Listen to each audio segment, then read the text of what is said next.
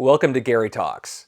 In the past, I've dedicated episodes to ranking the albums of my favorite bands, and that's what I'm going to do this week, when I rank all of the albums from the band Metallica.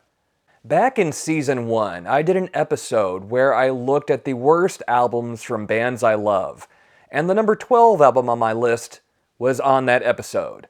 By far Metallica's worst album they've ever made, Saint Anger. My lifestyle determines my death style. My lifestyle determines my death style.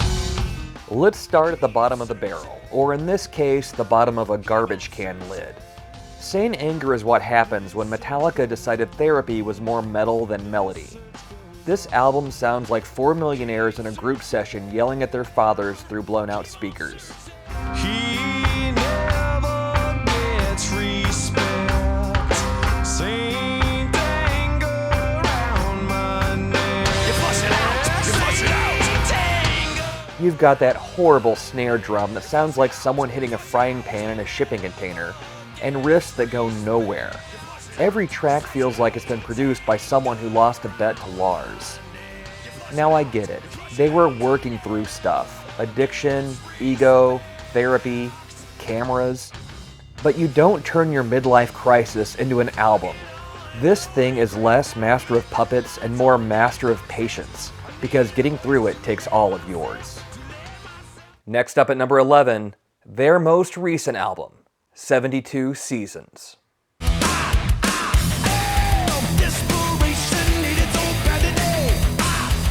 Yes, 72 Seasons, the album that asks, what if mid-tempo could be a lifestyle? It's polished, professional, and about as dangerous as an electric car commercial. Don't get me wrong, Hetfield still sounds fierce, but the songs feel like they were written by a focus group of guys named Chad who wear denim jackets ironically. You keep waiting for the hook, but it's stuck in traffic behind a wall of 7-minute tracks that all blur into one big riff salad.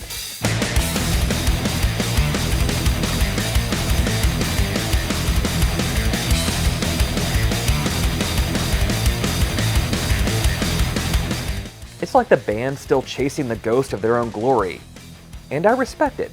They've earned the right to coast a bit. But 72 Seasons isn't the fire of youth. It's the reflection of a band staring into the mirror and realizing they're closer to AARP than MTV. Coming in at number 10, Hardwired to Self-Destruct.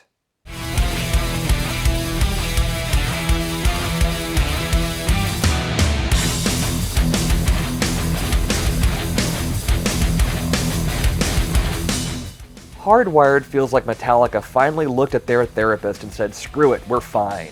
It's fast and loud, but it also feels like Metallica doing a really good impression of Metallica. It's like seeing your favorite actor play themselves in a biopic. All the right moves, none of the danger. In the name of desperation. In the name of wretched pain. In the name of all creation. The production's slick, and while the riffs hit hard, it's missing that snarling unpredictability that made early Metallica feel like a bar fight in progress. Still, it's got some solid tracks. It's the kind of album you nod to while you're mowing the lawn, remembering when you used to mosh without checking your Fitbit afterward.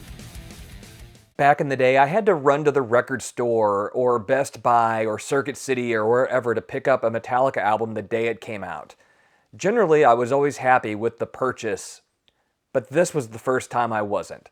I remember picking up this CD, getting back to the car, putting it in my Discman, and I wanted to listen to it in the parking lot so it didn't skip as I drove. And I remember sitting there going, what the hell is going on? Number 9, Reload. But the memory remains.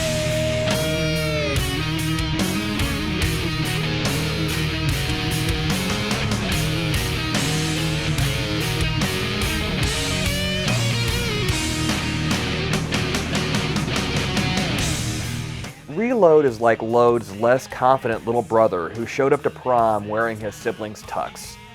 The riffs are fine, the grooves are groovy, but it's the sound of a band trying to find its post-metal identity. There are some bangers, especially Fuel. Give me fuel, give me fire, give me that which I desire. Ooh.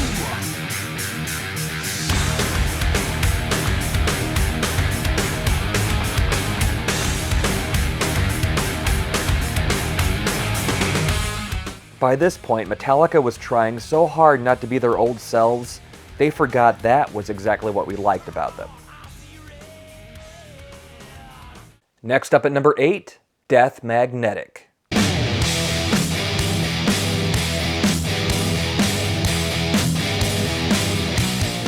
This was Metallica's attempt to say, see, we can still play fast.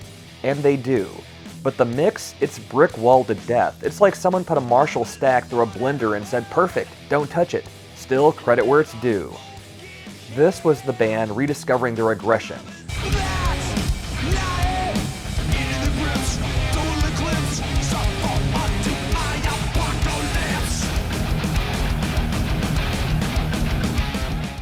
The first time in years you could hear them sound hungry again.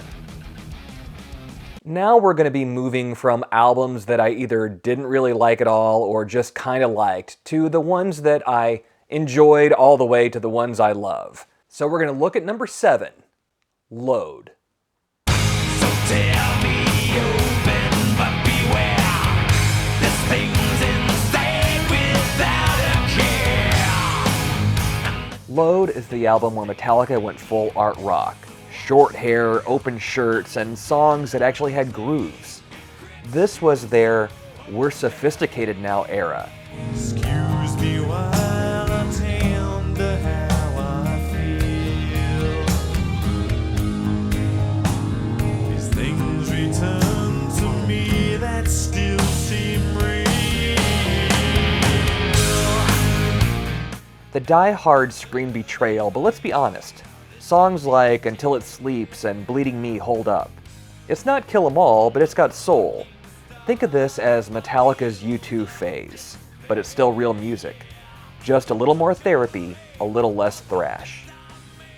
A lot of times whenever I do these lists, I don't like to do cover albums or things like that, but this is quite possibly my favorite cover album of all time, Metallica's Garage Inc.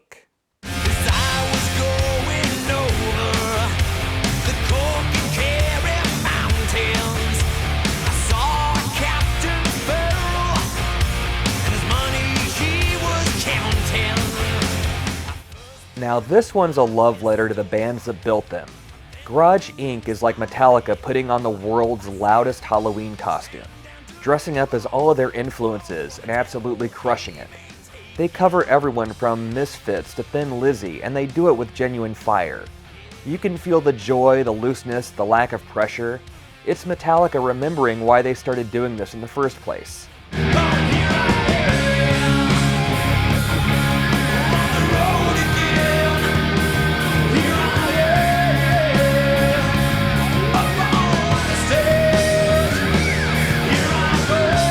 If Load was them reinventing themselves, Garage Inc. was them remembering themselves.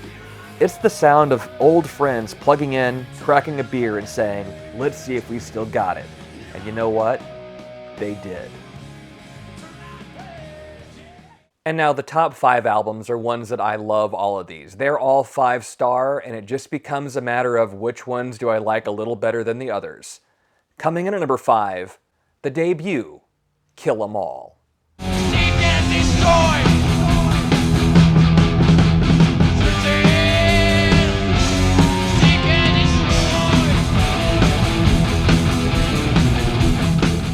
Kill 'Em All isn't just an album, it's a revolution in leather.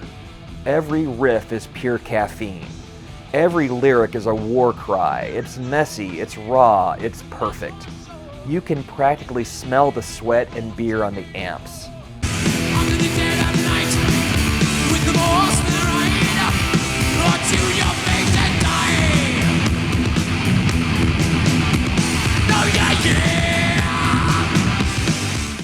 This is the musical equivalent of being young, broke, and absolutely certain you're going to change the world. And for a while they did. Metallica here isn't playing for fame, they're playing for survival. Number 4 is the first Metallica album I ever heard, And Justice for All. Anger, misery, you'll suffer unto me.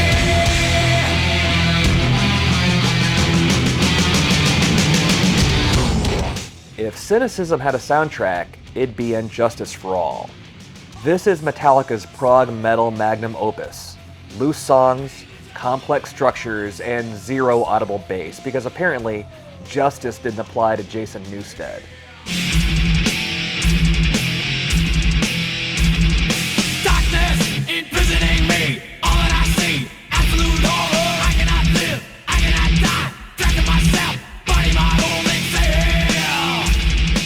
The riffs are awesome, the lyrics are razor sharp, and the whole thing sounds like a law textbook set to a head-bangable beat. It's righteous anger perfectly engineered. Sure, it's dense, you don't listen to it casually, you study it. But by God, what a ride. Blackened, One, Harvester of Sorrow, that's an album with no filler, just fury. Number 3 is that divisive Metallica album. It's the one that some people love, old school Metallica people hate, they say they sold out, but it is one of the greatest albums of all time. Also known as the Black Album, Metallica. Sleep with one eye open, gripping your pillow tight. Exit light into night. Commercial? Sure. Sellout? Maybe.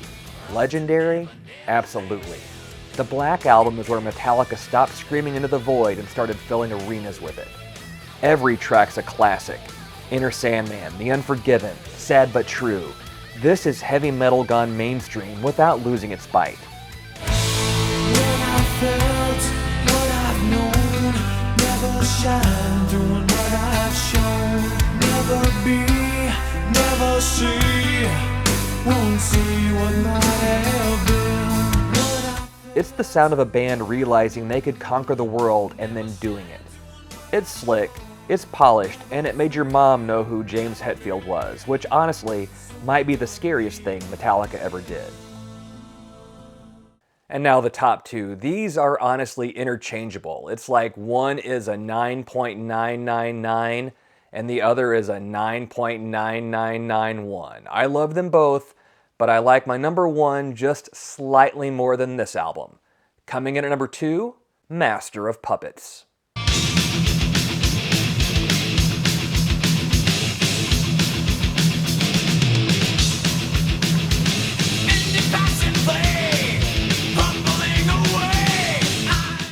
Master of Puppets is 8 tracks of pure, controlled chaos. The perfect balance between raw power and compositional genius. It's heavy but melodic, fast but precise, angry but articulate. Every riff feels carved into stone. This album doesn't just define thrash metal, it defines discipline.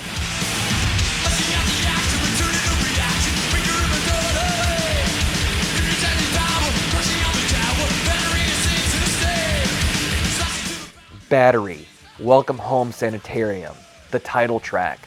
It's like Beethoven decided to headbang.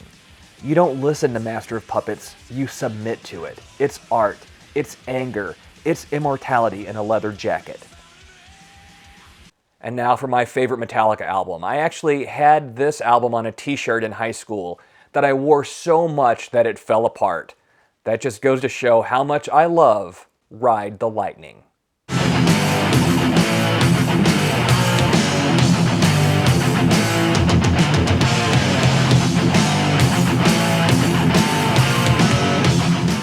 And here we are, the crown jewel.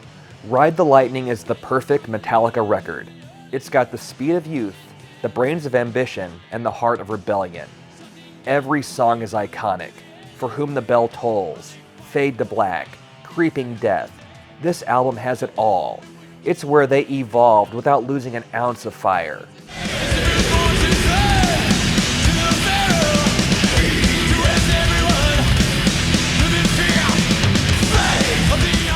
This isn't just thrash, it's enlightenment with the distortion pedal. Ride the Lightning is what happens when chaos meets control, when rebellion meets reason. It's not just the best Metallica album, it's a metal scripture, and the sermon still hits just as hard today as it did in 1984. That's it for this week. Thanks for watching, and be sure and join me next time on an all-new episode of Gary Talks. See you then. From caves to take